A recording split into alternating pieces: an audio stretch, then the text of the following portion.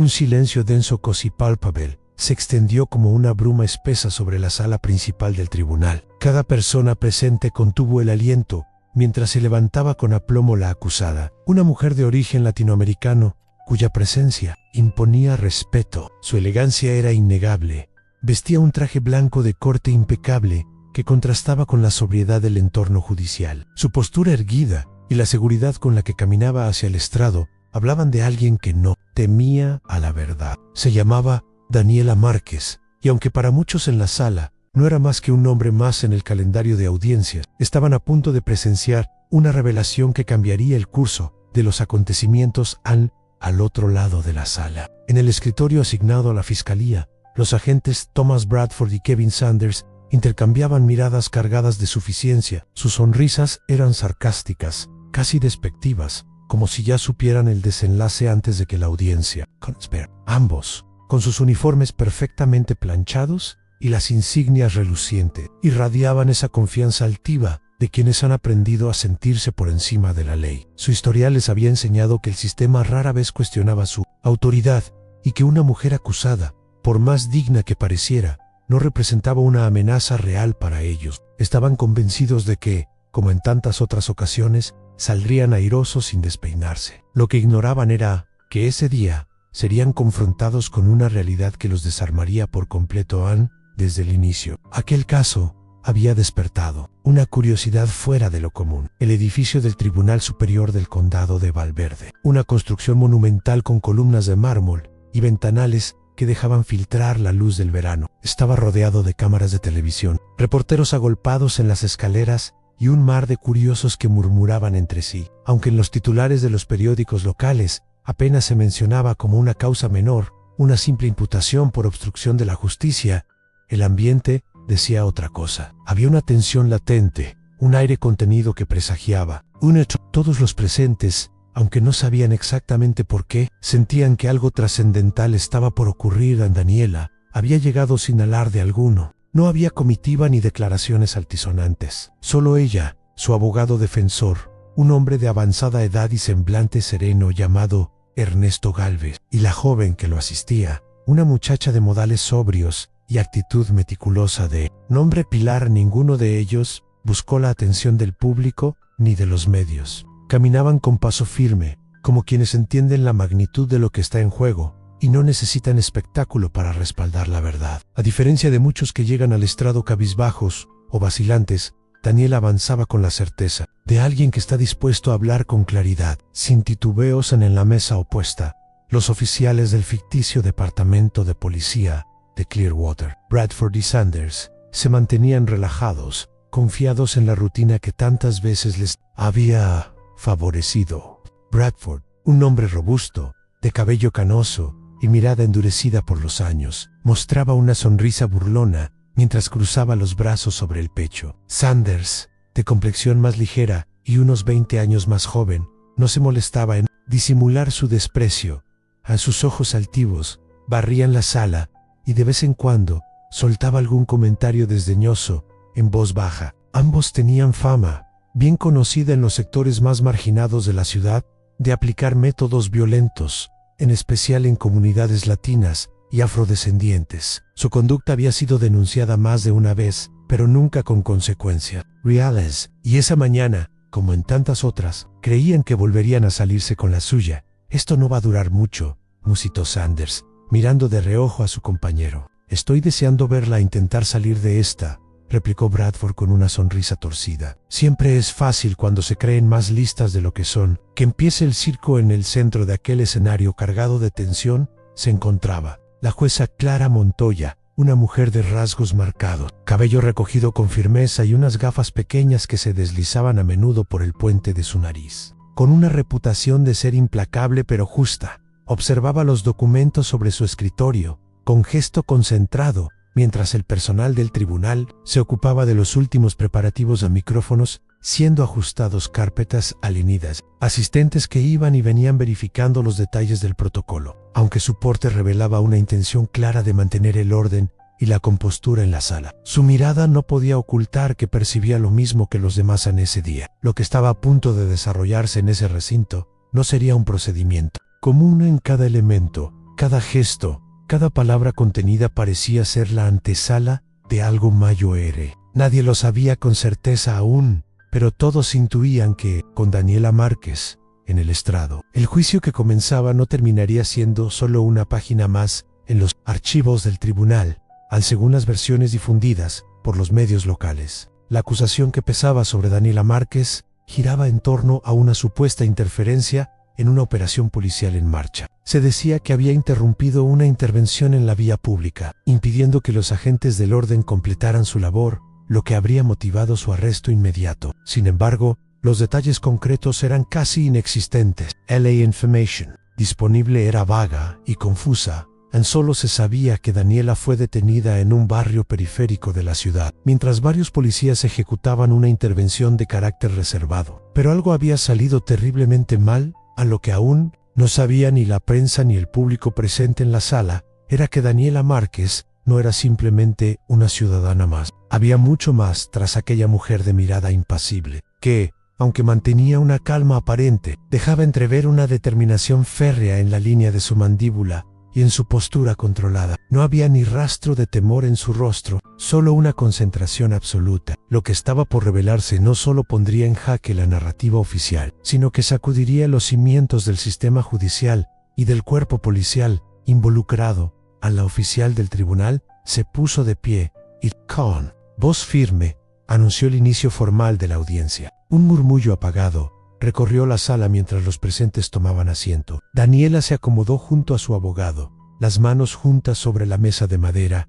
su rostro tan sereno como desafiante. Al otro lado del estrado, los agentes Bradford y Sanders la observaban con desdén, como si ya estuviera sentenciada desde antes de abrirse el caso. Lo que ignoraban, como la mayoría de los presentes, era que ese juicio iba a convertirse en un campo de batalla donde quedarían expuestas sus acciones más oscuras. La fiscal, Claire Whitmore, fue la primera en levantarse. Caminó con paso, decidido hasta colocarse frente al jurado. Su tono era firme, su voz clara, pero impregnada de condescendencia. Comenzó su alegato describiendo a Daniela como una mujer altiva y conflictiva, que, según sus palabras, se había entrometido con premeditación y arrogancia en un operativo legal. Pintó el retrato de una agitadora peligrosa, una amenaza al orden establecido, alguien cuya presencia solo podía derivar en desestabilización. Los oficiales, sentados con evidente satisfacción, asentían con cada frase,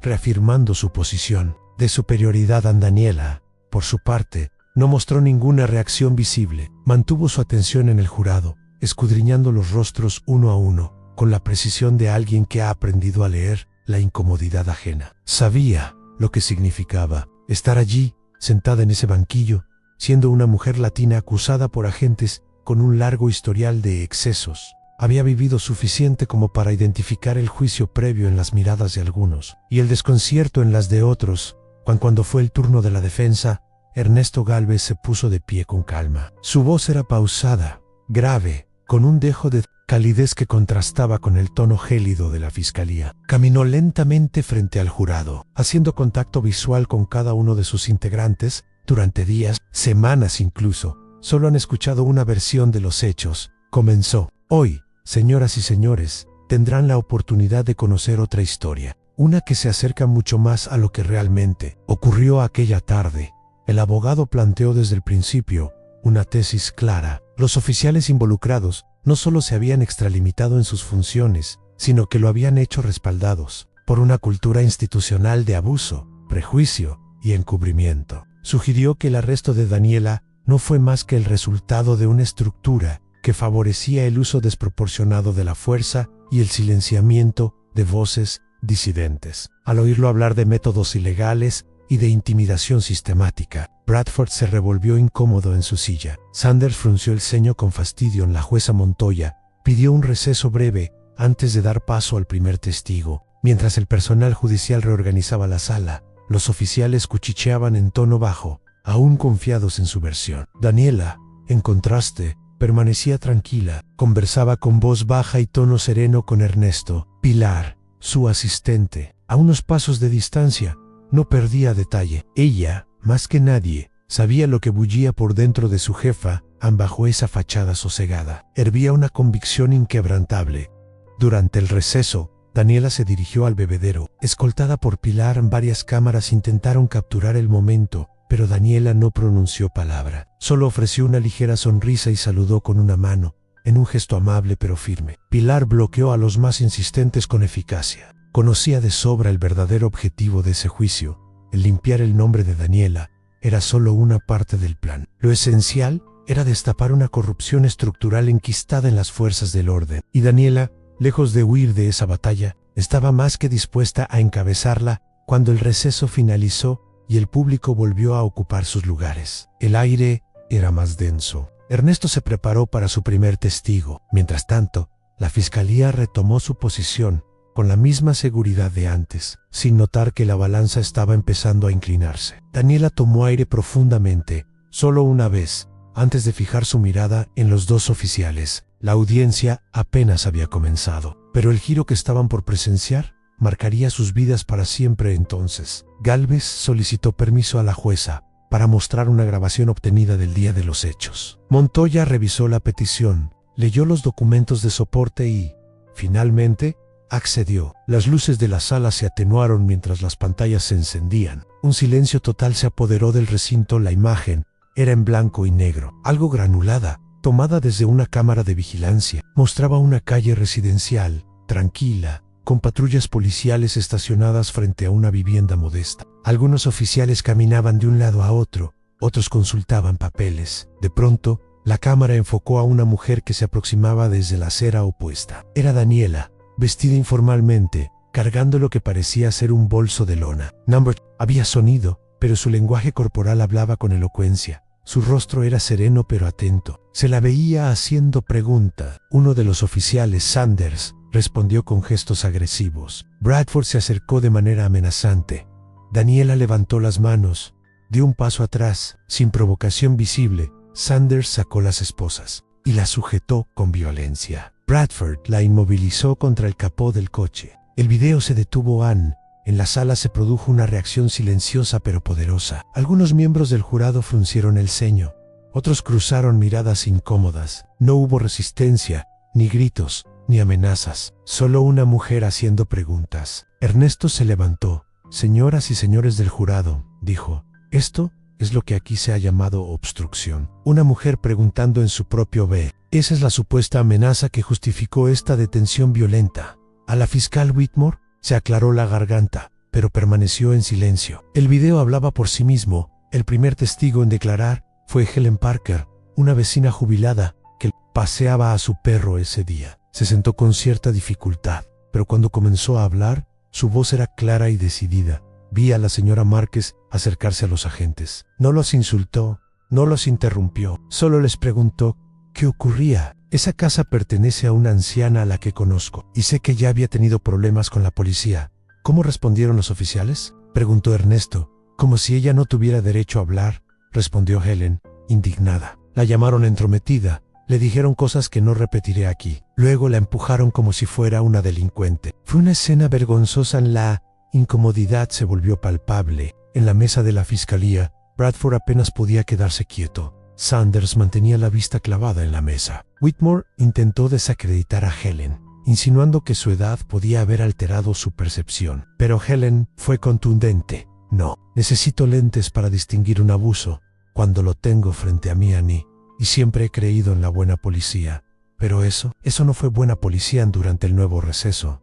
Los pasillos del tribunal se convirtieron en hervideros de rumores. Periodistas intercambiaban susurros sobre el impacto del video y la solidez del testimonio. Algunos comenzaron a recordar quejas previas contra Bradford todas desestimadas. Otros, más intrigados, se preguntaban quién era realmente Daniela Márquez y por qué esos agentes, tan acostumbrados a salirse con la suya, ahora parecían tan tensos. En una sala de conferencias contigua, Daniela se reunió con Ernesto y Pilar. El testimonio de Helen había sido poderoso, reconoció el abogado, pero no podían depender únicamente de testigos. Eventualmente, dijo Ernesto, con tono serio, tendremos que revelar quién eres. Esa verdad cambiaría todo. Daniela asintió lentamente. Lo sé, pero quiero que se hundan con sus propias mentiras. Quiero ver hasta dónde están dispuestos a perjurar antes de exponerlos. Es una yugada arriesgada, admitió el abogado, pero si logramos hacerlo en el momento exacto, será el golpe final, cuando el jurado se entere de que tú eres la nueva directora de Seguridad Nacional. No se trata solo de ganar, Ernesto, lo interrumpió Daniela. Se trata de mostrar la podredumbre. Si revelamos mi cargo ahora, intentarán silenciar todo con acuerdos y presiones. Necesitamos que queden expuestos. Hasta el hueso Pilar, que hasta ese momento había estado callada, intervino con calma. Acabo de organizar una llamada con el subsecretario. León quiere un informe actualizado. Daniela esbozó una sonrisa. Sabía que en Washington seguían cada paso, pero también era consciente de que la mayoría de las víctimas de abuso policial no contaban con ese respaldo. ¿Y si no fuera quien era? ¿Y si simplemente hubiera sido una vecina preocupada? Mientras tanto, en el otro extremo del edificio, los oficiales discutían con Whitmore. Estaban visiblemente nerviosos. La fiscalía comenzaba a perder control. Intentaban desacreditar a Helen. Aseguraban que Daniela los había amenazado, pero carecían de prueba. Whitmore, frustrada, preguntó por las cámaras corporales. ¿Se descargaron?, dijo Sanders. ¿Ambas?, inquirió ella, incrédula. Problemas técnicos, respondió. Incómodo, la mirada que la fiscal les lanzó no necesitaba traducción al reanudarse la audiencia. La tensión era aún mayor. Los oficiales volvieron a sus asientos, ahora menos confiados. La jueza Montoya pidió silencio. La jornada siguiente prometía testigos aún más reveladores, pero esa tarde, una certeza comenzó a instalarse en todos los presentes. Lo que había comenzado como un juicio, más estaba transformándose en algo mucho más profundo. Una confrontación directa entre la verdad, el poder y la impunidad. Sargento Jaumírez, comenzó el abogado con tono pausado, pero firme. ¿Estuvo usted presente en la escena el día que la señora Márquez fue arrestada? El hombre, de mediana edad, complexión fuerte y uniforme inmaculado, asintió brevemente antes de responder con voz grave. Sí, señor Gálvez. Llegué al lugar pocos minutos después de que se solicitara apoyo por radio. ¿Y qué fue lo que encontró al llegar? Vi a la señora Márquez sentada en el asiento trasero de una patrulla, con las manos esposadas. Su expresión era de desconcierto. No parecía entender por qué estaba siendo detenida. Me acerqué para preguntar por las grabaciones de las cámaras corporales, pero me dijeron que ambas estaban apagadas. Un leve murmullo recorrió la sala de audiencias. El abogado avanzó unos pasos, dejando que el peso de aquella afirmación flotara por unos segundos antes de continuar. ¿Es eso habitual, sargento? ¿Que las cámaras no estén funcionando en medio de una intervención? No, señor. El operativo indica claramente que deben estar encendidas en todo contacto con civiles, sin excepción. ¿Y qué explicación recibió usted por parte de los oficiales Bradford y Sanders? Me dijeron que se trató de un fallo técnico, que las cámaras simplemente no grabaron. Pero Ernesto Gálvez se detuvo frente al estrado, como sopesando la siguiente pregunta, y luego lanzó la que todos esperaban. ¿Alguna vez has sido testigo de que ambos oficiales tengan un problema técnico al mismo tiempo? El sargento Ramírez vaciló por una fracción de segundo, apenas perceptible, y luego respondió con franqueza, no, y para ser sincero, me pareció extraño, demasiada coincidencia. En la sala se hizo un silencio denso. La tensión podía palparse en el aire. Ernesto no se detuvo, sargento Ramírez. Necesito que responda con honestidad. ¿Alguna vez ha escuchado a los oficiales Bradford o Sanders utilizar lenguaje ofensivo, con connotaciones racistas o degradantes hacia ciudadanos? Los ojos del sargento se movieron fugazmente hacia los oficiales sentados en la mesa de la fiscalía. Ambos lo observaban con una mezcla de advertencia y rencor. Ramírez respiró hondo y contestó, sí, en más de una ocasión hubo un sonido generalizado de asombro contenido. La jueza Montoya golpeó el estrado con el mazo, solicitando orden con voz enérgica. Mientras tanto, la fiscal Whitmore se levantó apresuradamente, intentando poner en duda la credibilidad del testigo. Insinuó que existían posibles rencillas internas entre Ramírez y los acusados. Sin embargo, el sargento no titubeó. Mis reportes fueron presentados por los canales institucionales correspondientes. Nunca obtuve respuesta. Lo que vi y oí lo puse por escrito desde su asiento. Daniela observaba en silencio, con el rostro sereno y la mirada fija. Sabía que ese era el punto de inflexión. Lo que hasta ese momento había parecido una disputa confusa, una narrativa con versiones opuestas, comenzaba a Ajikiri con Tognus, definidos. Los jurados tomaban nota con apremio. Las grietas en el relato de los oficiales ya no eran suposiciones, eran hechos en el receso. Ernesto se acercó a Daniela, con una expresión mezcla de urgencia y satisfacción contenida. Está funcionando. El jurado está prestando atención, pero ha llegado el momento. ¿Estás completamente seguro?, preguntó ella, sabiendo a lo que se refería. Si revelamos la verdad justo antes del contrainterrogatorio final, el impacto será demoledor. Hasta ahora, te ven como una víctima, una ciudadana común atrapada en un abuso de poder. Pero cuando sepan quién eres realmente, será un golpe directo a la conciencia colectiva. Un despertar. Daniela sostuvo la mirada de su abogado durante un segundo. Luego asintió con determinación. Bien, hagámoslo. A tu manera. La atmósfera en la sala al día siguiente era completamente distinta. El rumor se había extendido entre periodistas, asistentes y observadores. Algo significativo iba a suceder. Reporteros de medios nacionales llenaban las filas traseras. El murmullo en la sala se apagó tan pronto como la jueza ingresó. Ernesto se levantó de su asiento. Con una calma ensayada, llamó a la testigo Daniela Márquez. Hubo un estremecimiento silencioso en la sala. Daniela se puso de pie y caminó hacia el estrado con la misma gracia serena con la que había entrado el primer día. Juró decir la verdad y se sentó, erguida, con los hombros firmes y la voz preparada. Ernesto comenzó sin premura. Señora Márquez, por favor, comparta con el jurado algo de su historia. Crecí en un pequeño pueblo del sur de Nuevo México, dijo Daniela, con voz firme. Soy hija de inmigrantes. Mi padre trabajaba como asistente social.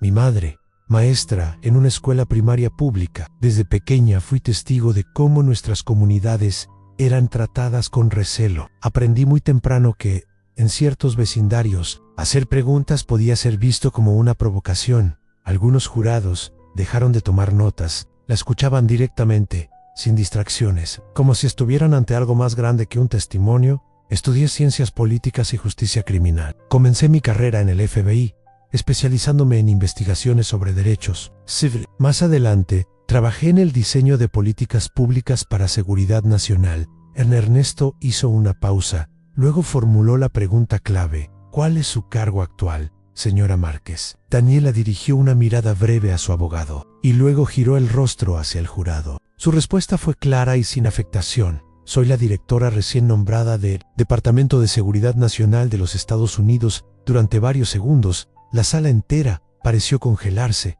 Una reportera dejó caer su bolígrafo. La jueza Montoya ajustó sus gafas con un gesto lento, incrédulo. El rostro de Bradford se descompuso. Sanders agachó la cabeza, visiblemente descompuesto. En apenas un instante, toda la dinámica cambió. Daniela continuó hablando con voz firme, sin necesidad de elevar el tono. No interrumpí ninguna operación policial. Lo que vi fue un allanamiento irregular en la casa de una anciana, a la que conocía de la comunidad. Me acerqué para preguntar qué estaba ocurriendo. Nunca obtuve una respuesta. Lo siguiente que sentí fueron las esposas en el público. Reaccionó con un murmullo cada vez más elevado. La jueza tuvo que golpear el estrado repetidas veces para restablecer el orden. Ernesto se quedó callado por un momento, permitiendo que el peso de lo revelado impregnara el ambiente. Gracias, señora Márquez, dijo finalmente. No tengo más preguntas. Cuando la fiscal Whitmore se levantó para el contrainterrogatorio, su expresión había cambiado por completo. Tartamudeó al principio, buscando recuperar el terreno perdido, pero era evidente en la narrativa que había intentado construir sobre una mujer impulsiva y peligrosa. Ya no tenía sustento. Daniela no solo era una ciudadana informada, era la funcionaria de más alto rango en seguridad interna de todo el país. Y había sido tratada como una intrusa, como una amenaza, como nadie. En ese instante marcó un antes y un después. Ya no se trataba solo de los hechos de un día específico. Lo que estaba en juego era mucho más profundo: el peso del prejuicio estructural, el valor de una verdad silenciada y la vulnerabilidad de incluso las figuras más poderosas, cuando sus rostros no se ajustan a los estereotipos de quienes ostentan el control. Y lo peor para los oficiales implicados era que eso apenas comenzaba. El efecto fue inmediato. Las redes sociales estallaron con hashtags como Justicia para Daniela, Anrívergate explicaciones, y no es un caso aislado. Los medios nacionales comenzaron a emitir especiales en horario estelar. ¿Cómo era posible que la directora de Seguridad Nacional fuera arrestada bajo circunstancias tan cuestionables? La alcaldía de Clearwater publicó un comunicado ambiguo y evasivo. El jefe de policía prometió una revisión interna rigurosa, pero la opinión pública ya no le creía a Daniela. Por su parte, se mantenía en silencio. No buscaba notoriedad ni aspiraba a convertirse en símbolo de ninguna causa personal. Su único objetivo era claro: justicia, no fama. En contraste, Bradford y Sanders se convirtieron en el centro de una tormenta perfecta. Ya no salían por la puerta principal del tribunal. Eran escoltados por salidas laterales, intentando evadir a los manifestantes que los esperaban con pancartas, megáfonos y consignas en voz alta. Sus rostros aparecían en editoriales, noticieros, caricaturas y portadas. Ya no eran los intocables que creían ser. El brillo de sus insignias se había apagado. Ahora estaban completamente expuestos ante una nación que por fin comenzaba a prestar atención. En ningún momento del juicio, Ernesto Gálvez bajó la guardia. Sabía que cada segundo contaba y que la solidez de la verdad debía ser sostenida con hechos, no solo con emociones. Así que, en los días finales del proceso, siguió desplegando una secuencia meticulosa de pruebas documentales. No eran evidencias del momento exacto del arresto, pero sí piezas reveladoras del contexto ideológico de los agentes implicados. En la pantalla del tribunal aparecieron correos electrónicos extraídos de archivos internos. En uno, el oficial Bradford, de forma casual y sin disimulo, se quejaba ante un colega del exceso de familias hispanas mudándose al vecindario, acompañando el mensaje con una broma racista disfrazada de preocupación comunitaria. Luego se mostraron mensajes de texto enviados por Sanders a un grupo de oficiales. Incluían memes ofensivos, estereotipos despreciativos hacia inmigrantes latinos y comentarios de tono burlón sobre mujeres que se metían donde no las llamaban Ann, aunque ninguna de esas pruebas demostraba directamente lo que ocurrió con Daniela el día de su arresto. El patrón era evidente. No se trataba de un error aislado, sino de una actitud persistente, un desprecio estructural hacia las comunidades marginadas. Los rostros del jurado comenzaron a reflejar esa incomodidad creciente. Una mujer sentada en la segunda fila se cruzaba de brazos y fruncía el entrecejo cada vez que se mencionaban las cámaras corporales accidentalmente apagadas. Un hombre mayo R anotaba frenéticamente en su libreta, su ceño fruncido como Unage. El relato de los oficiales, antes defendido con seguridad, se descomponía minuto a minuto a minuto en ese momento estratégico. Gálvez pidió que el sargento Ramírez volviera al estrado. Esta vez, el abogado tenía algo más contundente bajo la manga. Lo recibió con una pregunta simple, pero con carga explosiva. Sargento, en una reunión operativa realizada semanas antes de la detención de la señora Márquez, ¿escuchó usted alguna declaración ofensiva por parte del oficial Bradford? Ramírez, ya familiarizado con el peso de sus palabras, asintió con gravedad. Sí, durante una conversación en la sala de reunión. El oficial dijo: estoy harto de estas mujeres latinas que se creen abogadas y se meten donde no deben. ¿Se refería a la señora Márquez en ese momento? No, Ann, aún no la conocía. Pero ese tipo de comentario era parte de su discurso habitual. Era recurrent. La fiscal Whitmore saltó de su asiento, intentando recomponer lo irreparable. Alegó que el cargo actual de Daniela no debía tener relevancia en el juicio. Según ella, los oficiales simplemente habían actuado bajo la presión del momento, respondiendo a una situación confusa de posible riesgo. Pero el jurado no parecía convencido, porque si su percepción del peligro era tan frágil como para convertir un par de preguntas en un acto de agresión, entonces el problema no era la víctima. El problema era el sistema mismo, moldeado por prejuicios y miedo mal dirigido. Ann fue entonces, al final del penúltimo día, cuando ocurrió lo que nadie esperaba en el oficial Bradford. Con rostro abatido y la espalda algo encorvada, se puso de pie. Dirigió su mirada hacia la jueza Montoya, quien, visiblemente sorprendida, accedió a su petición de hablar.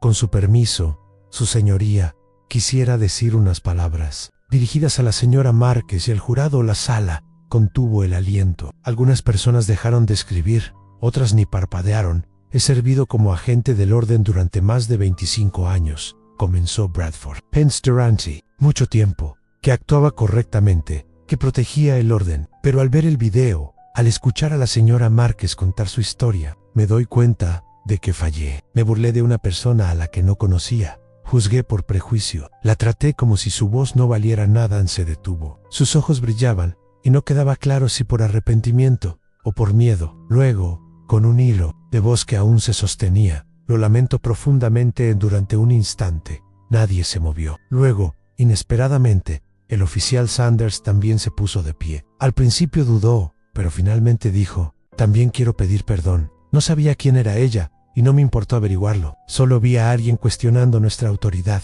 y supuse lo peor. Me equivoqué. Lo reconozco. Daniela los miró fijamente desde su lugar. No derramó una lágrima, no esbozó una sonrisa. Su mirada era serena, pero impenetrable. Finalmente, asintió con una dignidad que pareció envolver a toda la sala. Gracias por decirlo, respondió con suavidad. Pero una disculpa no borra el daño. Espero que esto sea el inicio de algo diferente. La jornada siguiente comenzó con la jueza solicitando orden en la sala mientras los miembros del jurado regresaban, con el veredicto en manos de su portavoz, una mujer de mediana edad, rostro serio y ojos firmes. Se puso de pie. En sus manos llevaba un sobre. Lo entregó con cuidado a la jueza, quien lo abrió lentamente y lo leyó en voz alta. Culpables. Ambos. El jurado ha encontrado al oficial Bradford y al oficial Sanders responsables de arresto ilegal, abuso de autoridad y falsificación de documentos oficiales. Un estremecimiento silencioso recorrió la sala. La jueza continuó: asimismo, este tribunal remitirá el caso al Departamento de Justicia para la apertura inmediata de una investigación federal por violaciones a los derechos civiles. Hasta nuevo aviso, los acusados quedan suspendidos de sus funciones. Se programará una audiencia de sentencia. Hasta entonces, estarán bajo monitoreo electrónico. Su servicio ha concluido aún. Con una firmeza solemne, la jueza Montoya hizo sonar el mazo. En el eco de ese golpe, selló el final de una era para aquellos dos hombres. Daniela cerró los ojos por un instante y luego exhaló con lentitud. No fue una expresión de victoria, fue la respiración de alguien que ha llevado un peso durante demasiado tiempo y finalmente lo suelta a la salida del tribunal. Los medios la rodearon como un enjambre. Periodistas gritaban preguntas, micrófonos se extendían, cámaras captaban cada ángulo de su rostro.